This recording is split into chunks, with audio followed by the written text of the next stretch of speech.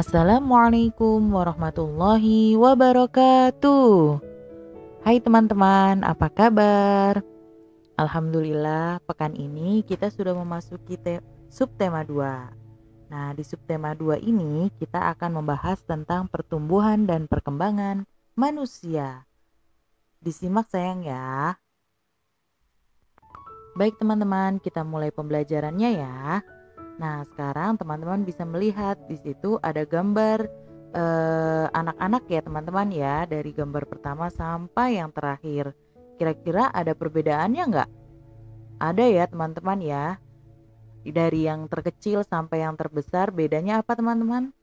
Iya, bedanya tinggi badannya. Kemudian keterangan umurnya ya teman-teman ya. Nah, di umur yang 0 sampai 1 tahun, badannya lebih pendek dari yang umur 1 sampai 2 tahun. Kemudian selanjutnya sampai 4 sampai 5 tahun teman-teman.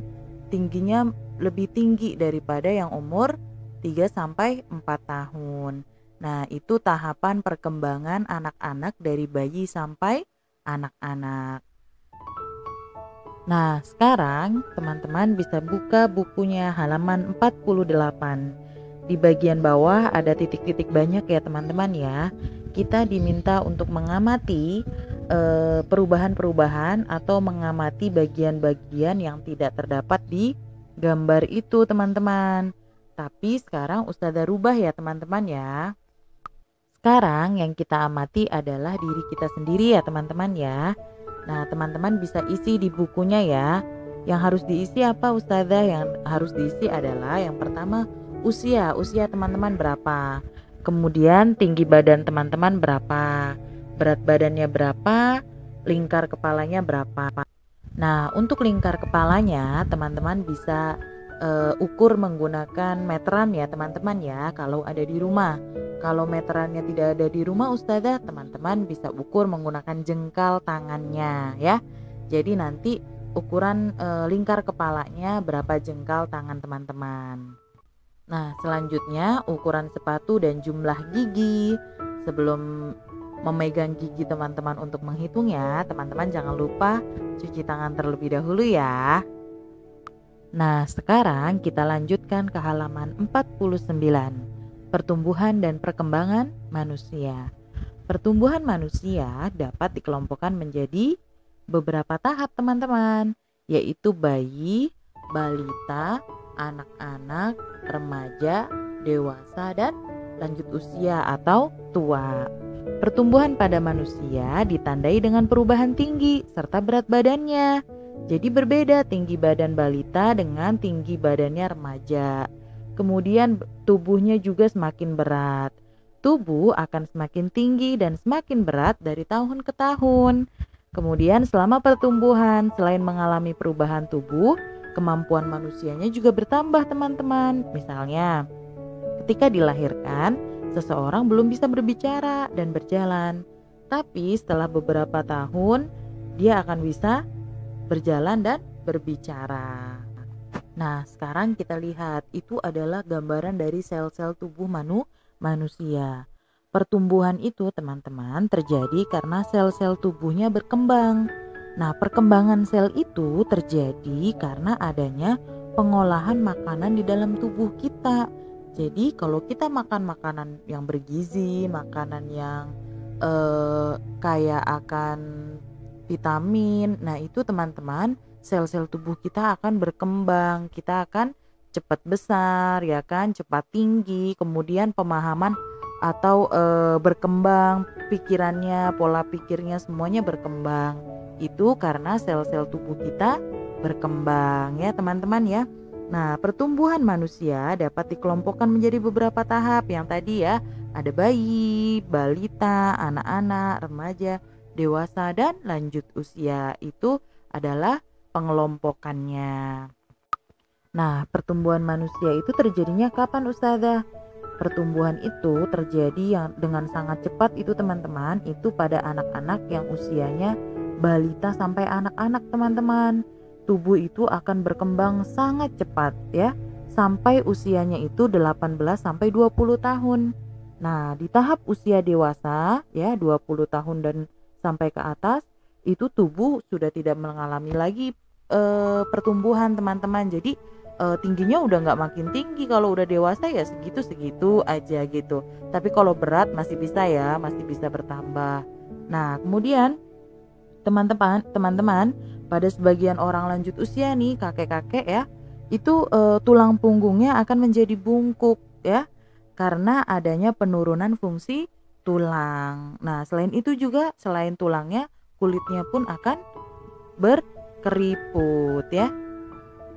Nah, teman-teman, sekarang kita akan mengerjakan halaman 50. Teman-teman, bisa buka halaman 50 ya, kita kerjakan bersama-sama. Teman-teman kerjakan di bukunya ya. Soal pertama, seiring dengan bertambahnya ukuran fisik, apakah kemampuan manusia ikut berubah atau bertambah? Jawabannya adalah iya, kemampuan manusia ikut berubah dan bertambah seiring pertumbuhannya. Gitu ya teman-teman ya. Jadi ada perubahan. Kemudian yang nomor 2, berikan contoh perubahan tangan dan kaki. Nah, perubahannya adalah jika dalam pertumbuhan, tangan dan kaki bayi berukuran kecil, sedangkan tangan dan kaki orang dewasa berukuran besar. Kalau dalam perkembangannya, tangan bayi belum bisa digunakan memegang benda besar, dan kakinya pun belum bisa berjalan. Sedangkan tangan orang dewasa sudah bisa dipakai memegang benda besar, meja, kursi, dan lain-lain, dan kakinya pun sudah bisa digunakan berjalan. Nah, sekarang yang nomor 3, tuliskan kemampuan berbicara anak dari balita sampai anak-anak.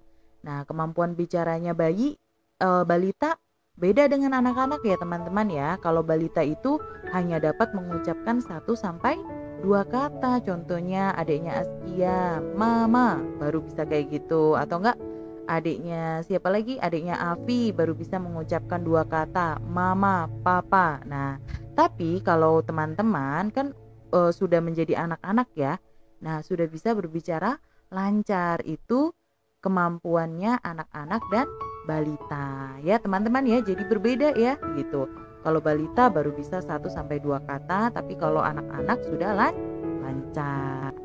Nah, sekarang pertanyaan keempat, apa yang dimaksud pertumbuhan manusia?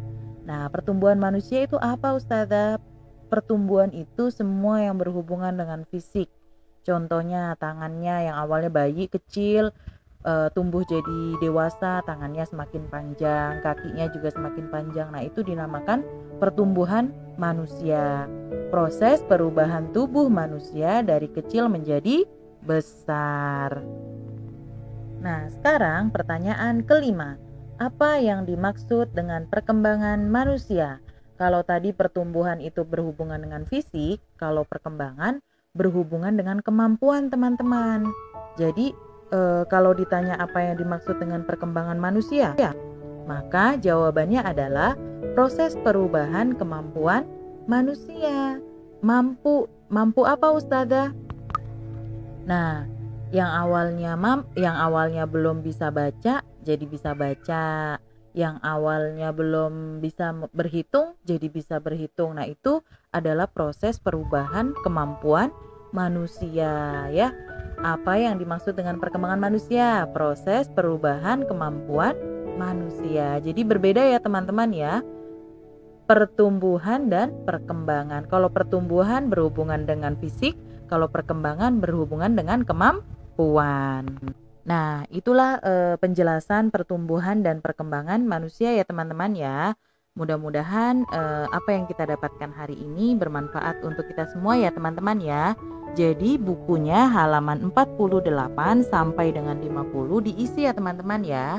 Tadi kita sudah isi bareng-bareng kan. Nah, teman-teman bisa lihat di tayangan-tayangan tadi ya. Oke teman-teman. Terima kasih ya teman-teman semua ya. Terima kasih sudah menjaga kesehatan. Terima kasih sudah jadi anak yang soleh.